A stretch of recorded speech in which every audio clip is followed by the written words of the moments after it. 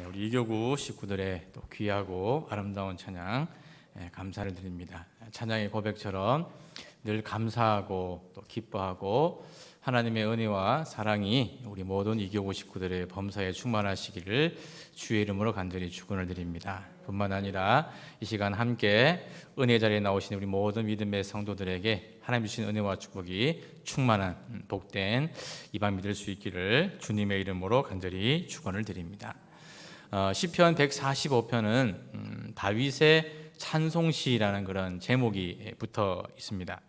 다윗은 평생을 하나님께 찬송을 하며 살아왔던 사람입니다. 30세에 이스라엘의 왕으로 즉위를 해서 40년 동안 이스라엘을 통치하고 다스리던 그 기간에 다윗은 하나님을 찬양하는 삶을 살았습니다. 그런데 다윗은 그 이전에 왕이 되기 이전에 사울로부터 쫓기는 그런 신세가 되었습니다. 광야의 여기저기를 떠돌아다니며 정처 없이, 그리고 자신의 목숨이 언제 어떻게 될지 모르는 그런 험난한 그런 시간을 보내고 세월을 보내는 그런 와중에도 다윗은 그 광야에서도 하나님을 향한 찬양과 감사의 노래를 멈추지 않았습니다. 즉 우리 믿음의 성도들이 하나님을 향하여 찬양하고 감사할 때는 조건이나 상황이나 형편이나 처지에 상관없이 그 어떤 상황에 놓이든 그 어떤 조건 속에 우리가 처해 있든지 간에 늘 감사하고 찬양해야 할 줄로 믿습니다. 기쁘면 기쁜 대로 감사하고 찬송할 수 있기를 축원합니다. 혹 고난과 어려움이 우리에게 닥쳐온다고 하더라도 그 고난과 어려움 이면에 그 너머에 더 큰 은혜와 축복으로 예배해 주실 하나님을 기대하고 소망하며 감사하고 찬송하는 우리 모두가 될 수 있기를 주님의 이름으로 간절히 축원을 드립니다.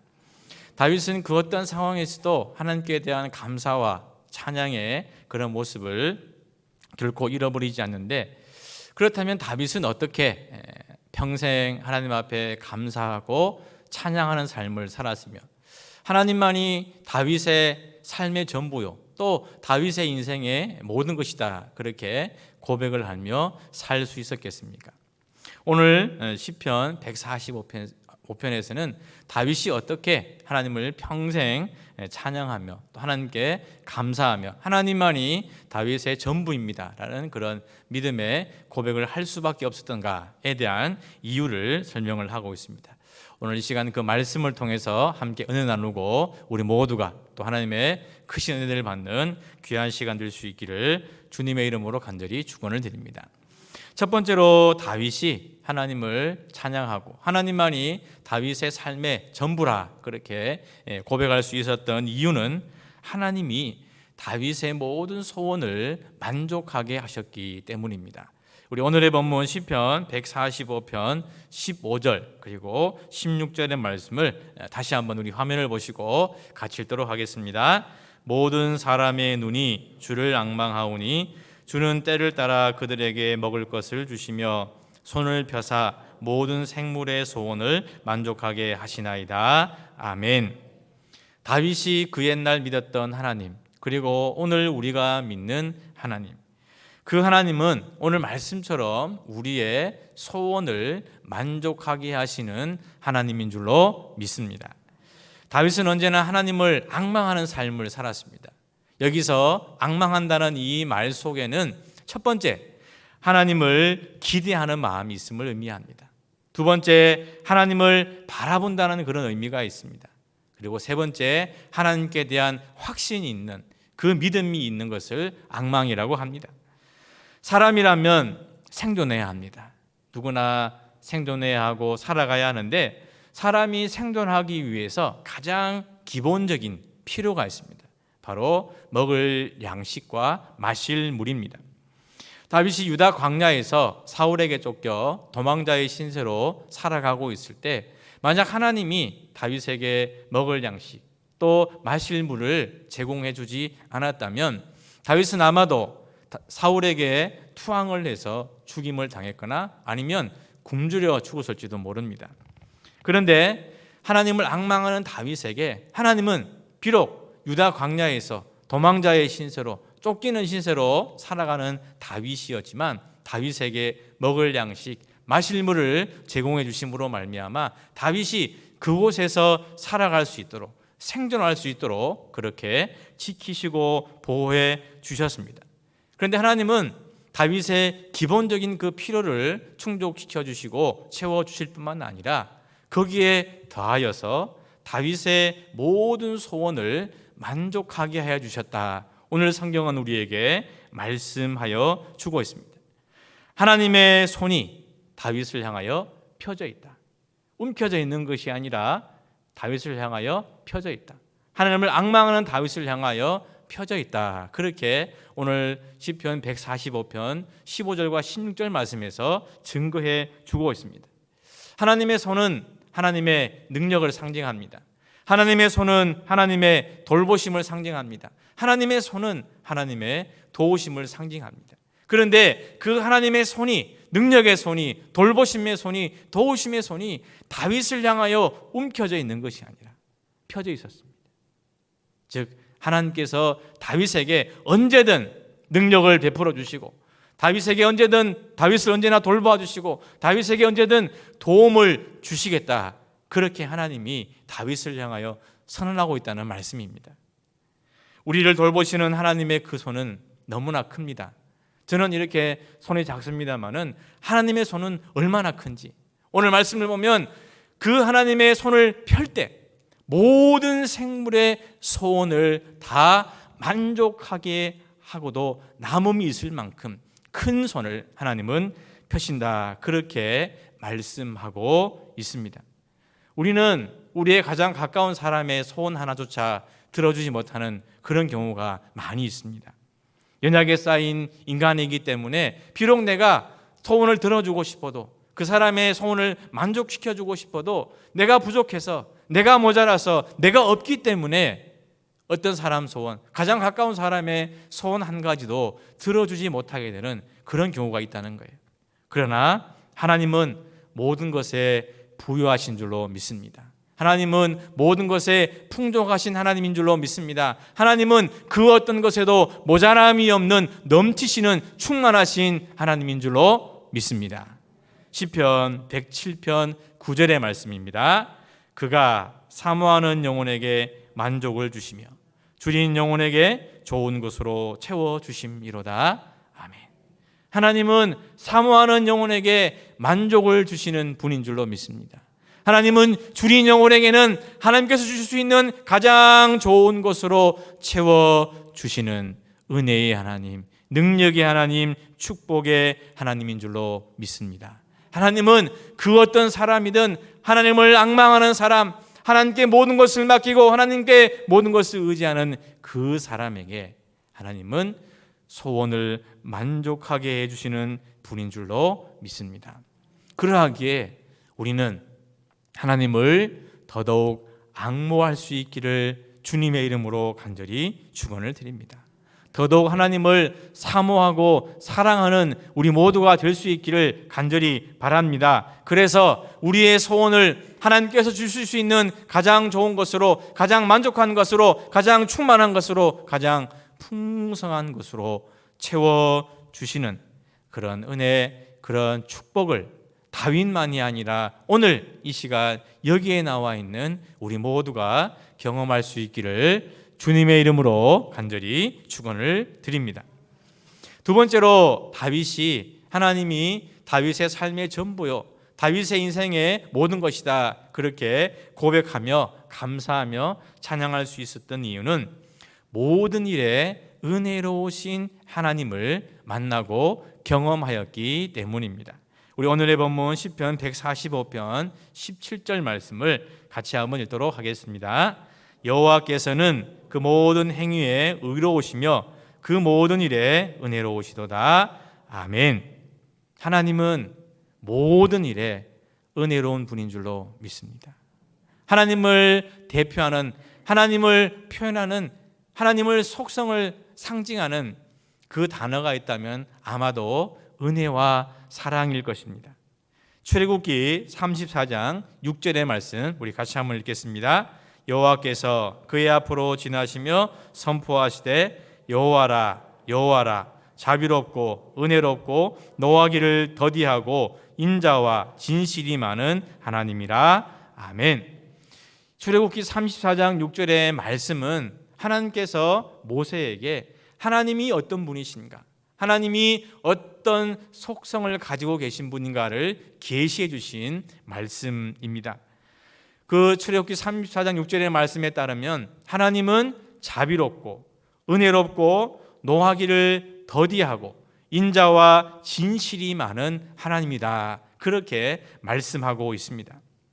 하나님께서 자비롭고 은혜롭고 노하기를 더디하시고 인자와 진실이 많은 그런 하나님이시기 때문에 지금 이 시간 저와 여러분들이 우리가 살아가게 되는 줄로 믿습니다. 만약 하나님이 우리가 죄를 지을 때마다 노하시고 우리가 하나님 앞에 잘못을 범할 때마다 참지 아니하시고 인자와 진실을 베풀지 않으신다면, 자비와 은혜를 베풀지 않으신다면 아마도 살아남을 수 있는 사람은 이 세상에 아무도 없을 것입니다. 은혜 없다면 살아남을 사람은 그 누구도 없습니다. 그러나 하나님은 모든 일에 은혜로운 분이십니다. 모든 일에 긍휼이 풍성하신 분이십니다. 모든 일에 자비롭고 인자가 많으신 하나님이십니다. 노하기를 더디하시는 하나님이십니다. 하나님의 그 속성 때문에 지금 우리가 여기에 이렇게 살아가게 되는 줄로 믿습니다. 그래서 모든 것이 은혜입니다. 은혜 아닌 것은 아무것도 없습니다. 우리가 살아가는 인생의 모든 것이 다 하나님의 은혜인 줄로 믿습니다. 물고기가 물을 떠나 살 수 없듯이 우리 믿음의 성도들은, 우리 그리스도인들은, 하나님의 백성들은 하나님의 은혜 없이는 단 한순간조차도 살아갈 수 없는 존재들인 줄로 믿습니다. 그 은혜는 결코 공로의 보상에 의해 주어지는 것이 아닙니다. 하나님의 은혜는 무조건적입니다. 우리가 어떤 일을 했기 때문에, 어떤 공로를, 어떤 일을, 어떤 공적을 쌓았기 때문에, 세웠기 때문에 하나님께서 우리에게 은혜를 주시는 것이 결코 아닙니다. 전적인 하나님의 선물이요, 전적인 하나님의 은혜인 줄로 믿습니다. 비록 우리가 아무 공로 없어도 그 어떤 보상을 받을 만한 그런 일을 하지 못한다고 하더라도 하나님은 우리에게 무조건적으로 하나님의 그 무한한 은혜를 베풀어 주시는 줄로 믿습니다. 우리는 그 은혜를 받아 누리기만 하면 되는 것입니다. 고린도전서 15장 10절의 말씀 우리 같이 한번 읽도록 하겠습니다. 그러나 내가 나 된 것은 하나님의 은혜로 된 것이니 내게 주신 그의 은혜가 헛되지 아니하여 내가 모든 사도보다 더 많이 수고하였으나 내가 한 것이 아니요 오직 나와 함께 하신 하나님의 은혜로라. 아멘. 사도 바울의 고백입니다. 모든 것이 하나님의 은혜입니다. 내가 나 된 것, 내가 나로 이렇게 지금 이 순간 살아가고 있는 이 모든 것이 바로 하나님의 은혜인 줄로 믿습니다. 우리의 모든 일에 은혜를 베푸시는 그 하나님이 있기 때문에 지금 내가 나 된 것이고 이렇게 살아갈 수 있습니다. 하나님이 사랑하시는 우리 귀한 믿음의 성도 여러분, 우리의 매 순간이, 우리의 매일이, 우리의 하루가, 우리의 1년이, 우리의 평생이 하나님의 은혜로 말미암아 그 은혜에 의하여, 그 은혜로 인하여 살아갈 수 있기를 주님의 이름으로 간절히 축원을 드립니다. 마지막으로 다윗이 평생토록 하나님 앞에 감사하며 찬양하며 하나님만이 내 인생의 전부입니다, 그렇게 고백할 수 있었던 것은 기도하는 자를 가까이 하시는 하나님을 친히 경험했기 때문입니다. 우리 시편 145편 18절 19절의 말씀 같이 읽도록 하겠습니다. 여호와께서는 자기에게 간구하는 모든 자 곧 진실하게 간구하는 모든 자에게 가까이 하시는도다. 그는 자기를 경외하는 자들의 소원을 이루시며 또 그들의 부르짖음을 들으사 구원하시리로다. 아멘. 다윗에 관하여 성경이 증언하는 바는 사도행전 13장 22절에 나오는 말씀처럼 다윗은 하나님의 마음에 맞는 사람이라는 것입니다. 우리가 누군가로부터 인정을 받는 것 참 어려운 일입니다. 그런데 다윗은 하나님으로부터, 하나님의 마음에도 맞는 사람, 하나님으로부터 인정받은 사람이다. 그렇게 성경은 증언해주고 있습니다. 그렇다면 다윗은 어떻게 하나님의 마음에 맞는 그런 사람이 될 수 있었겠습니까? 오늘 말씀에 바로 다윗이 하나님의 마음에 맞는 사람이 될 수 있었던 비결이 나옵니다. 다윗은 하나님께 간구하되 진실하게 간구하는 사람이었기 때문에 다윗은 하나님의 마음에 맞는 사람이 되었습니다.